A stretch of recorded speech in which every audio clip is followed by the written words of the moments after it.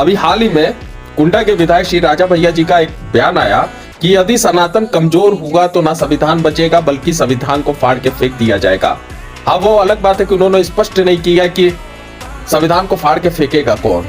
उसके बाद से देश में कुछ लोगों के द्वारा काफी जोर शोर से इसका विरोध होना शुरू हो गया। मैं पूछना चाहता हूं, आप कौन से सनातन की बात कर रहे हैं? कहीं आप उसी सनातन की बात तो नहीं कर रहे जो आज भी हजारों वर्षों पुरानी चली आ रही छुआछूत की परंपरा आज भी जीवित है? कहीं आप उसी सनातन की बात तो नहीं कर रहे हैं कि प्रदेश के पूर्व यशस्वी मुख्यमंत्री श्री अखिलेश यादव जी जब भी किसी मंदिर में जाते हैं तो उस मंदिर को गंगा जल से धुलवा दिया जाता है? कहीं आप उसी सनातन की बात तो नहीं कर रहे कि प्रदेश के पूर्व महिला मुख्यमंत्री सुश्री बहन कुमारी मायावती जी को विधानसभा के अंदर वेश्या नाम से संबोधित किया जाता है? कहीं आप उसी सनातन की बात तो नहीं कर रहे कि आज भी देश में यदि कोई दलित युवक घोड़ी पे चढ़ता है तो उसकी खुलेआम हत्या कर दी जाती है? कहीं आप उसी सनातन की बात तो नहीं कर रहे हैं कि अभी हाल ही फिलहाल में भाजपा द्वारा यूजीसी नियम को लागू करने की बात की गई और देश के लोग ही ने देश के यशस्वी प्रधानमंत्री श्री नरेंद्र मोदी जी को उनको जाति सूचक शब्द तेली तमोली और मां बहन गाली देने का काम किया था? कहीं आप उसी सनातन की बात तो नहीं कर रहे हैं कि आज भी शिक्षा जगत में जातीयता देखकर मेरिट तैयार किया जाता है? कहीं आप उसी सनातन की बात तो नहीं कर रहे हैं कि आज भी बड़े समाज में कोई छोटे समाज के लोग जब भी उनके घर जाते हैं तो वो लोग पानी पिलाने से भी कतराते हैं?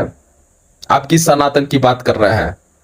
मैं नहीं जान रहा हूं कि बाइबल या कुरान या किसी गुरु ग्रंथ साहिब में ये लिखा है कि ढोल गवार शूद्र पशु नारी सकल ताड़ना के अधिकारी।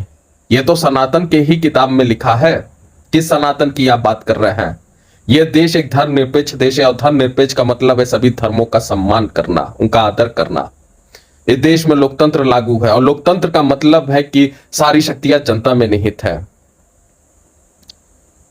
यह देश संविधान से चलता है, ना कि धर्म से चलता है। वो अलग बात है कि सारी धर्मों की अपनी अपनी आस्था है, लेकिन पहले संविधान है। अगर आज संविधान नहीं होता तो आज लोगों को सम्मान से और बराबरी से जीने का हक भी नहीं मिलता।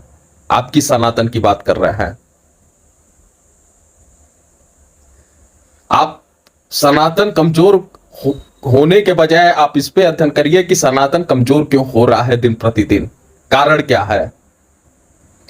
किस सनातन की आप बात कर रहे हैं जब कोई बड़े समाज की लड़की से कोई छोटे समाज का लड़का अगर विवाह कर ले रहा है तो उसकी खुलेआम हत्या कर दी जा रही है?